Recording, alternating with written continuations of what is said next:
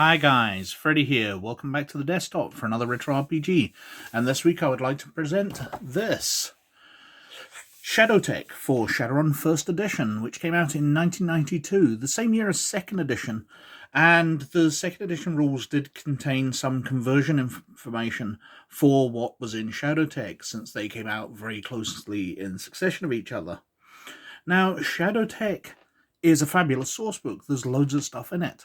But it did change Shadowrun quite drastically, because half of this book covers a new type of cyberware called bioware. And bioware works in a different way to the ordinary cyberware in Shadowrun. In Shadowrun, you've got your essence points. So in first and second edition, you've got 6 points of essence.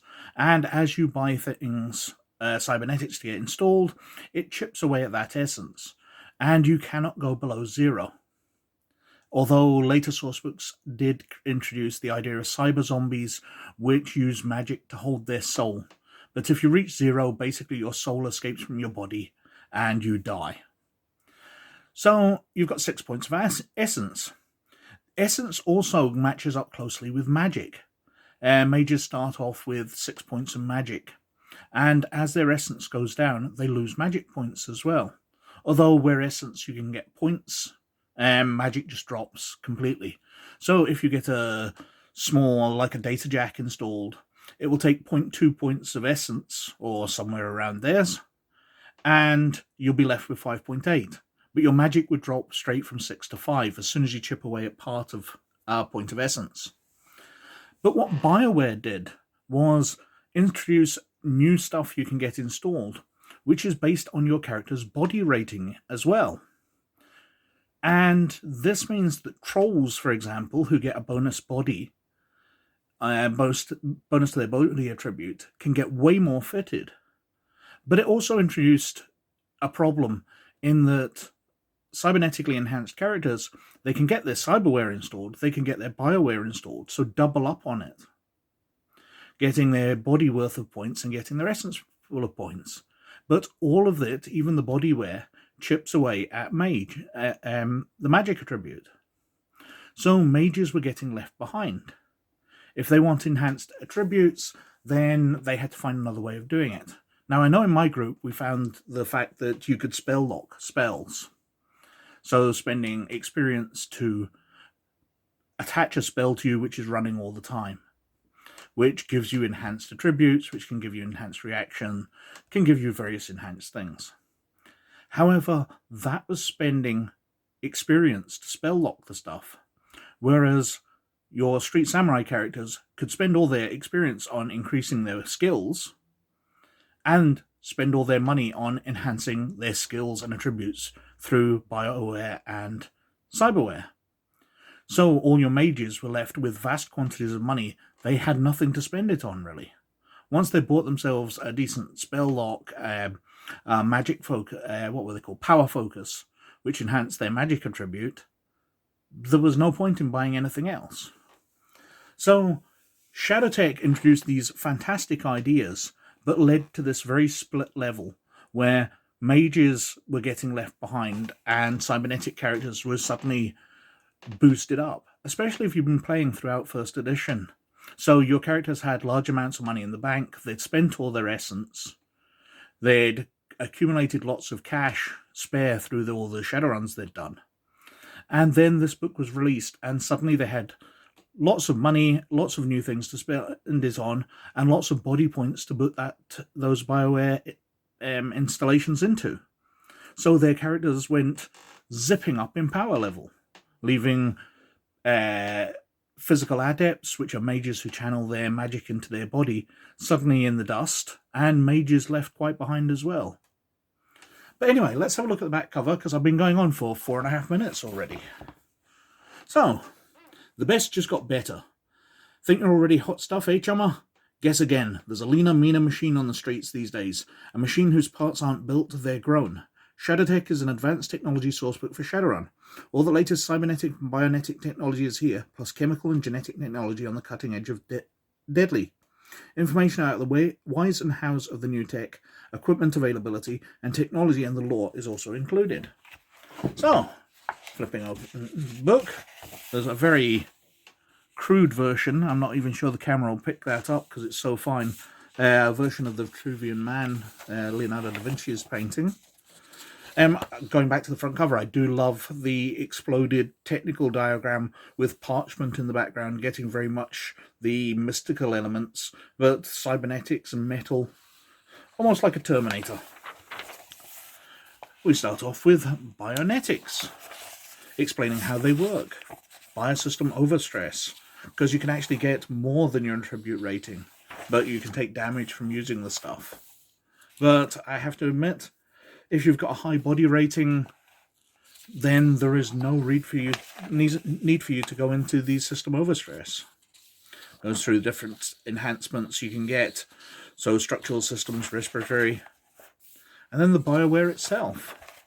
So you can get a platelet factory, so increases the body's ability to handle damage. Symbiotes, which can lead to you regenerating. Orthoskin, so your skin is tougher and harder to damage. And it just goes through various parts of the body. I won't go into absolutely everything. Adrenal pump, tailored pheromones, so you can be more charismatic. Superthyroid gland, toxin extractors. Cerebral boosters, pathogenic defense. So you're enhancing all your abilities here. Your character's ability to fight off illnesses and poisons. Their ability to be smarter. You can boost a character's intelligence here. So deckers can get the cybernetics or these biological modifications and be super smart. Damage compensators, mnemonic enhancers, reflex recorders. Basically, you can even buy skill enhancements. Learn one active or vehicle skill at a +1 die to all future success tests. You can actually spend money to buy skill points now. Synaptic accelerator, trauma dampener. Pages, yep. Nephritic screen, extended volume lungs, toxin inhaler, so you can breathe out poisons. Muscle augmentation, enhanced articulation, which was always a nice one. And then we're on to cybernetics. So we've basically been able to enhance all our attributes and mostly skills. With BioWare, we've suddenly been able to spend cash on enhancing everything about our character. And there's news for cybernetics. It goes through system damage, where cybernetics can actually get damaged now. A nice addition to the rules. We've got bone lacing, which make your skeleton tougher. But unlike dermal plating, which just helps you resist damage, this allows you to punch, so your bones are tougher and you can punch through objects. Hydraulic jacks, enhanced data jacks with memory. Soft links and skill wire plus, because obviously the originals had proven to be limited, so they enhanced them. Encephalon, skill softs. SPU data management, SPU data input output, math, co-processors, tactical computers. You can basically build a cyber deck into your head, so you can get the persona module and all that. So instead of carrying your cyber deck around with you, you've actually got it incorporated into your body as cybernetics, which allow you just to deck in. Transfer response are all part of the cyber deck. Chemical analyzer, gas spectrometer, orientation system, olfactory booster, just various enhancements. And then we're on to Eugenics and Genetics, which allow you to modify your character on a genetic level. These are obviously a lot more limited. We've got some nice colour plates here, just some advertising. I really like that picture, and that's the one used on the back cover. A lot of these are a bit basic though. I'm not sure they were actually needed at all. So what have we got? The metagene, just talking through all the technology, applied genetics, and then we're on to gene tech. So we've got gene therapy, where in Shadowrun with your cybernetics, when you get your cybernetics taking away your essence, that fragments your essence. So if you get something installed which requires half your essence, and then you get it taken out, you don't go from having 3 points of essence and 3 points occupied back up to 6, you now have 2 lots of 3. So if you needed something installed which took up 5, you no longer have enough essence to get something installed. Your body's been modified too much already, even though they tried to put it back to normal. Well, gene therapy allows them to treat your body, and it binds all your essence back together.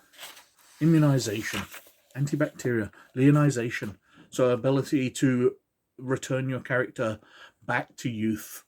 While that's obviously of no interest to an elf character, since I believe even to this day they've never said how long an elf can live. It's going to be many centuries. No elf in Shadowrun has ever died of old age. Orcs and trolls who have 40-year lifespans and 50-year lifespans, if you started as a 30-year character, then they could be approaching old age by now. Well, actually, by now today, they'd be past old age, they'd be dead. But leonization allowed you to extend their lifespan by resetting them back to a younger age.